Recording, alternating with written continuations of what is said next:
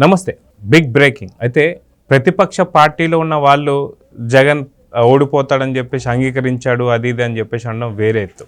అయితే జస్ట్ ఇప్పుడే షర్మిల గారు పాస్పోర్ట్ రెడీ చేసుకుంటున్నాడు మా అన్నగారు, ఆయన ఓడిపోతాడని చెప్పి నిర్ణయం చేసుకొని పారిపోవడానికి రెడీగా ఉన్నారు.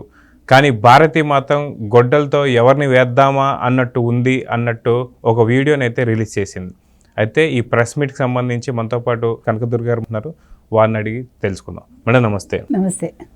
పూర్తిగా ఎలక్షన్స్ దగ్గర పడుతున్నాయి, రోజు రోజుకి వాతావరణం చల్లబడుతుంది, కానీ ఎన్నికలు మాత్రం బాగా వేడెక్కుతున్నాయని చెప్పుకోవచ్చు. అయితే ఇప్పుడు సొంత చెల్లి ఉండి మా అన్న విదేశాలకు పారిపోవడానికి పాస్పోర్ట్ రెడీ చేసుకుంటున్నాడు అంటే ఖచ్చితంగా ఏదైనా క్లూ లేనిది తను మాట్లాడదని చెప్పి మనకు తెలుసు. అదేవిధంగా భారతి ఎవరిని గొడ్డలతో నరకాలా అని చెప్పి చూస్తుందని చెప్పేసి చాలా హార్ష్గా కూడా చెప్పేసింది. సో దీని మీద మీ అభిప్రాయం ఏంటి? ముందు ఒకసారి విందామండి ఇది. ఓకే, విన్నాక మనం అనలైజ్ చేద్దాం. అవునండి, వాళ్ళే అధికారంలో ఉండాలి, వాళ్ళే గొడ్డలు తీసుకొని అందరినీ వాళ్ళకి అగేన్స్ట్ గా ఉన్న వాళ్ళందరినీ నరికేయాలి, వాళ్ళే సింగిల్ ప్లేయర్ గా ఉండాలి. ఇదేనా భారతి గారి స్ట్రాటజీ? ఇదేనా?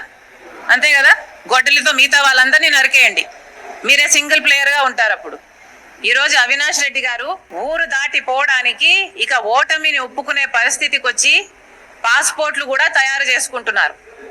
ఆయన ఊరి దాటిపోవడానికి ఎలా అయితే నేను తప్పించుకొని పోగలను, నేను ఓడిపోతే నా అరెస్ట్ ఖాయం అన్న పద్ధతిలో ఉంది వాళ్ళ పరిస్థితి. ఇప్పుడు నేను ఆంధ్ర రాష్ట్ర ప్రజలకు కాదు, కడప ప్రజలకు చెప్తున్నాను, అవినాష్ రెడ్డి గెలిస్తే నేరం గెలిచినట్టు, రాజశేఖర రెడ్డి బిడ్డ ఓడిపోతే నేరం గెలిచినట్టు. కడప ప్రజలందరూ ఆలోచన చేయాలి. మీ ఎంపీని కలవడానికి మీ జిల్లాలోనే మీకు వీలుండాలి అంటే రాజశేఖర రెడ్డి బిడ్డకు ఓటేయండి. మీ ఎంపీని కలవడానికి మీరు జైలుకి వెళ్ళాలి అంటే అవినాష్ రెడ్డికి ఓటేయండి. Thank you. సో మనం అంటే ఈవిడ ఎంత ఓపెన్గా మాట్లాడుతున్నారో మనకు అర్థమవుతుంది. మీరు చెప్పినట్టుగా వాతావరణం చల్లబడింది, ఎన్నికల వేడి మాత్రం చల్లబట్టలేదు, ఇంకా ఎక్కువైతుంది రోజు రోజుకి. అది యాక్చువల్గా ఉష్ణైన శీతలం అంటారు. ఆ శీతలం మనకి వాతావరణంలో వచ్చింది, కానీ మనుషుల మెదళ్లలో రావట్లే. అంటే రాజకీయ నాయకుల మెదళ్ళు ఇంకా వేడెక్కుతున్నాయి, పదునెక్కుతున్నాయి. ఆ పదునెక్కడంలో భాగంగా ఇప్పుడు మనం షర్మిల గారి మాటలు తీసుకోవచ్చు. ఆవిడ ఎంత ఆవేదనతో చెప్తున్నారు అంటే, యాక్చువల్గా భారతీ రెడ్డి మనం ఆల్రెడీ చెప్పుకున్నాం గతంలో కూడా, షీఈ్ ద మెయిన్ విలన్ అని మనం చెప్పాం. ఆ చెప్పిన దానికి ఇవాళ మళ్ళీ నిజ నిర్ధారణ చేస్తూ ఆవిడ ఈరోజు ఆవిడ ఇంకా ఎన్ని గొడ్డళ్ళు ఎవరి మీద వేయదలుచుకుంది అంటే, ఇండైరెక్ట్గా నన్ను గొడ్డల వేటు వేస్తుందా అని షర్మిల అడుగుతోంది. అదేవిధంగా సునీతను కూడా గొడ్డల వేటు వేస్తుంది. ఆవిడ చెప్పిన అంటే ఆ లోపల అర్థం మనం తీసుకుంటే, వీళ్ళిద్దరిని గొడ్డలతో నరకటానికి అంటే ఆవిడ అంత కసిగా ఉంది. బికాజ్ అవినాష్ రెడ్డి ఓడిపోతారు కాబట్టి, అవినాష్ రెడ్డి ఓటమిని ఆవిడ అంగీకరించలేక ఆవిడ గొడ్డలు రెడీ చేస్తోంది అని చెప్తూ, మరోపక్క షర్మిల ఏం చెప్పారంటే, మీరు అవినాష్ రెడ్డిని గెలిపిస్తే నేరాన్ని గెలిపించినట్టు, అతని నేరం ఒప్పుకున్నట్టు మీరు, అదే నన్ను ఓడించినట్టు కూడా. అంటే ఈవిడ ఓడిపోతే నేరం గెలిచినట్టు, ఈవిడ నెగ్గితే ప్రజలు సరైన తీర్పు ఇచ్చినట్టుగా మనం భావించాలి. మరోపక్క అవినాష్ రెడ్డి తను పారిపోవటానికంటే అతను గెలవను అని ఒక ఖచ్చితంగా తెలుసుకుని, ఓడిపోతాను కాబట్టి అని ఈరోజు పాస్పోర్ట్ రెడీ చేసుకుంటున్నాడు, విదేశాలకి పారిపోతాడు అని ఆవిడ ఖచ్చితంగా చెప్తున్నారు. సాధారణంగా మీరు షర్మిల గారిని తీసుకుంటే ఆవిడ అల్లటపగా మాట్లాడరు. ఆవిడ ఏదైనా ఒక విషయంలో ఆవిడకి ఏదైనా క్లూ ఉన్నా లేదు, ఆవిడ దగ్గర సరైన ఆధారాలు ఉన్నప్పుడే ఆవిడ పబ్లిక్లోకి వచ్చి మాట్లాడతారు. గతంలో ఆవిడ ఎప్పుడు మాట్లాడలేదు ఇలాగా. ఈరోజు మాట్లాడుతున్నారంటే దానికి కారణం జగన్మోహన్ రెడ్డి, భారతీ రెడ్డి, అవినాష్ రెడ్డి. అందులో సందేహం లేదు మనకి. వాళ్ళు చేసిన పనులకి ఆవిడ విసిగి వేసారి ఆవిడ బయటకు వచ్చి ఈరోజు ఈ రకంగా మాట్లాడాల్సిన దుస్థితిని వాళ్ళు కల్పించారు. మళ్ళీ దానికి జగన్మోహన్ రెడ్డి ఈవిడ మీదే నింద వేస్తాడు. అది ఇంకా అసలు దారుణమైన విషయం. అన్ని రకాలుగా చెల్లెల్ని తిట్టి అసలు మా నాన్నకి పుట్టలేదు ఈ షర్మిల అని అంటే, ఇక్కడ షర్మిలని కించపరిచాడు, అటు తల్లిని కించపరిచాడు ఆ రోజు. మరోపక్క మొన్న ఒక ఇంటర్వ్యూకి, ఒక ఛానల్కి ఇచ్చిన ఇంటర్వ్యూలో మా చెల్లెలకి డిపాజిట్ కూడా రాదు, అందుకని బాధపడుతున్నాను అంటూ మళ్ళీ సెంటిమెంట్ మాట్లాడతాడు. అంటే సిగ్గులేనట్టే కదండి ఒక మనిషి. ఇవాళ మీరు వైసీపీని తీసుకుంటే వైసీపీ ప్రభుత్వం ఖచ్చితంగా బంధాల మధ్య ఒక చిచ్చు పెట్టింది. మీరు ఎవరినైనా తీసుకోండి, ఫస్ట్ చెల్లెలతో మొదలుపెట్టాడు, షర్మిలతో, తర్వాత సునీత, తర్వాత విజయమ్మ గారిని బయటకు పంపించాడు, సుగుణమ్మ బయటకు వచ్చింది, లక్ష్మి గారు బయటకు వచ్చారు, ఇటు చూసుకుంటే క్రాంతి బయటకు వచ్చింది, ముద్రగడ కూతురు. ఎవరి వల్ల? వైసీపీ వల్ల. ఈరోజు గౌతమ్ బయటకు వచ్చారు, డాక్టర్ గౌతమ్. ఎవరి వల్ల వచ్చారండి? Because of YCP. అంటే వైసీపీ రక్త సంబంధాల మధ్య చిచ్చు పెడుతోంది. కాబట్టి ఈసారి ఎన్నికలు చిత్ర విచిత్రంగా ఉన్నాయండి. ఎప్పుడూ కూడా అసలు ఫ్యామిలీ, ఒక రాజకీయ నాయకుడు ఉన్నాడంటే బయట నుంచి ప్రత్యర్థులు వస్తారు. కానీ ఈసారి ఎన్నికల్లో వైసీపీలో అది కూడా కుటుంబంలోంచి, అది కూడా చెడు మీద రావట్లే, ఆస్తి కోసం రావట్లా. నా తండ్రి మంచివాడు కాదు, లేదు మా మామ మంచివాడు కాదు, లేదు నా అన్న మంచివాడు కాదు, నా తండ్రి మంచివాడు కాదు అంటూ వీళ్ళు బయటకు వచ్చి నా భర్త మంచివాడు కాదు అని బయటకు వచ్చి పోరాటం చేస్తున్నారు. మీరు ఓటు వేయకండి, మీరు వేస్తే మీరు అన్యాయం అయిపోతారు అని చెప్తున్నారు తప్ప నాకు ఆస్తి ఇవ్వలేదనో లేకపోతే నన్ను ఇబ్బంది పెట్టారనో ఏ ఒక్క అమ్మాయి అనలేదండి, అల్లుడు అనలేదు అక్కడ. ఇవాళ గౌతమ్ కూడా మీరు తీసుకుంటే ఒక వీడియో రిలీజ్ చేశారు ఆయన. అందులో ఏం చెప్తున్నారు? మా నాన్నగారు చనిపోయే ముందు మనవడిని మనవరాల్ని చూడాలంటే ఆయన పంపించలేదు వాళ్ళని, కూతుర్ని కానీ పిల్లల్ని కానీ, అంటే నా భార్యని కానీ నా పిల్లల్ని కానీ అని ఆవేదన వ్యక్తం చేశాడు. అంటే మొత్తం వైసీపీ నాయకులు మీరు ఎవరిని తీసుకున్నా కూడా వాళ్ళందరూ కూడా అనుబంధాలకు దూరంగా ఉన్నారు. వాళ్ళు ఒక జగన్మోహన్ రెడ్డి మాయలో పడి వాళ్ళు డబ్బు సంపాదనే లక్ష్యంగా ముందుకు సాగుతున్నారని మనకు అర్థమవుతోంది. ఇప్పుడు ఆ వలలో ఒక ప్రే అయ్యాడు, అంటే ఒక ఎర అయ్యాడు. ఎవరు? ముద్రగడ కూడా.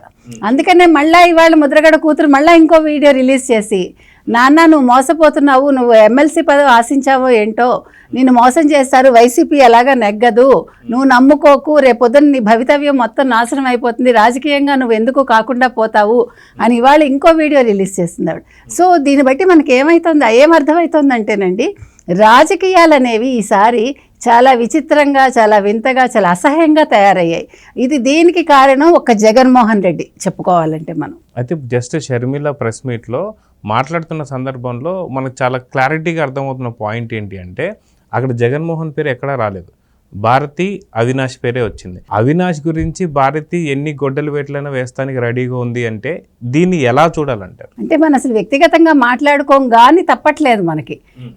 ఇప్పుడు ఎందుకంటే షర్మిల గారు అన్న మాటల్లోనే మనకి కొంత అర్థమయ్యే పాయింట్ అయితే దీన్ని మనం అంతరార్థంగా భావించాలి.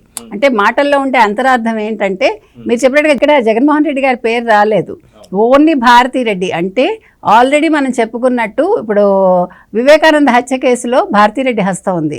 ఈరోజు నా అన్నగారు కూడా రిమోట్లో ఉన్నాడు, రిమోట్ బటన్ ఆవిడ నొక్కితేనే, భారతీరెడ్డి నొక్కితేనే ఇతను పనిచేస్తాడు. అంటే ఆయన మామూలుగా బయట బట్టలు నొక్కుతాడు, ఈవిడ ఇంట్లో బటన్స్ ఈవిడ నొక్కుతుంది. సో అవినాష్ రెడ్డిది కూడా ఆవిడే నడిపిస్తోంది.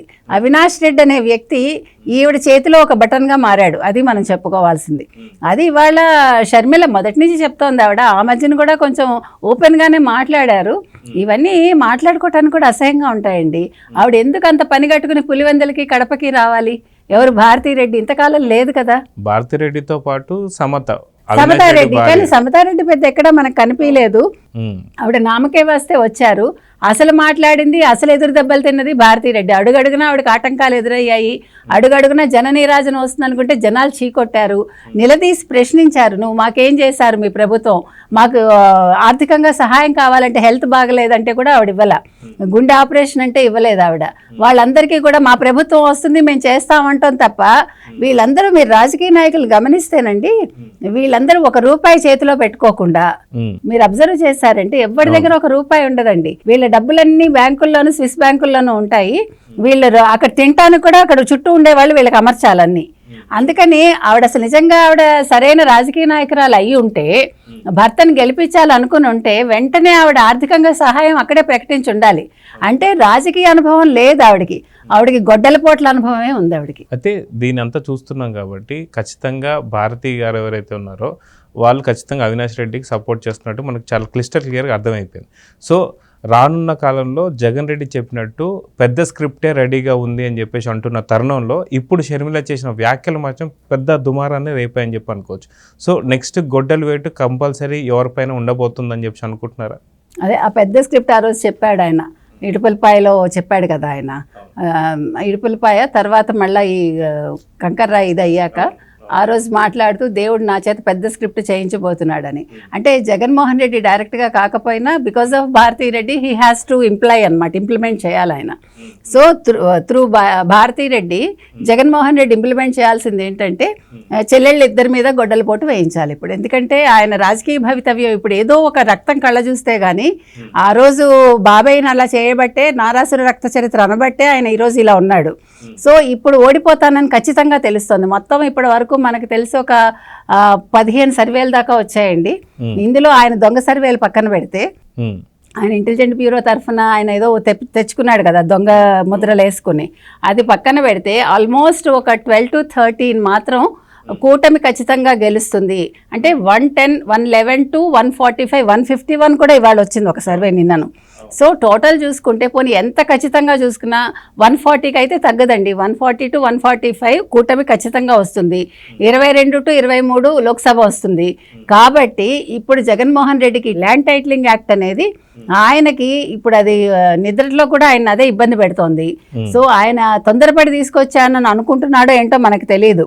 ఒక్క వారం తర్వాత వచ్చుంటే మాత్రం పరిస్థితులు వేరేగా ఉండేవండి. కానీ అది ప్రజల అదృష్టం కొద్దీ ముందు రావడం వల్ల ఈరోజు అది ఆయనకి చాలా చేటు చేస్తుంది. దానివల్ల ఖచ్చితంగా ఆయన ఓడిపోతాడు. సో ఈ ల్యాండ్ టైటిలింగ్ యాక్ట్ ఇవన్నీ ఉండడం వల్ల ఆయన ఇప్పుడు మళ్ళా ఇవాళ షర్మిలకి ఇంటెలిజెంట్ రిపోర్ట్ ఏదైనా ఉండొచ్చు, భారతీరెడ్డి చేసే ఈ పనులన్నీ తెలిసి ఉండొచ్చు, నెక్స్ట్ గొడ్డలిపోటు మా మీదే అని ఇండైరెక్ట్గా ఆవిడ అందుకని ఇవాళ ప్రెస్ మీట్ పెట్టి చెప్పడం జరిగింది. సో ఆ పెద్ద స్క్రిప్ట్ మరి త్వరలో అమలు చేస్తారా ఇవాళ రేపట్లో, ఎందుకంటే 13వ తారీఖే కాబట్టి 12 అర్ధరాత్రి కూడా చేయొచ్చు, మనకు తెలియదు.